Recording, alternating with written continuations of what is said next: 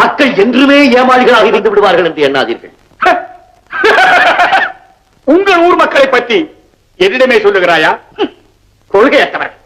பகவனாயிருந்தால் பணம் தந்தால் அண்ணன் என்பர், பதவி தந்தால் அப்பன் என்பர், பல சலுகை தந்தால் பரம்பரையின் பாட்டன் என்பர்.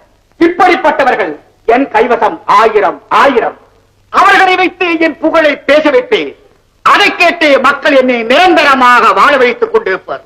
இப்படி ஒரு உறக்கம் கொண்ட மக்கள் மந்தையை காட்டி நீ என்னை மிரட்ட பார்க்கிறாயே பைத்தியக்காரா. உறங்குபவரெல்லாம் இறந்தவர் அல்ல. உனக்குள்ளே உறங்கும் வாழ்தான் உயிர் பிடிக்கும். பதுங்கு வேங்கைதான் பாய்ந்து பழி வாங்கும். இது வரலாறு. பதவியின் போதையால் பழமையை மறப்பதோ நிலை தவறுவதோ தவறு தலைவரே.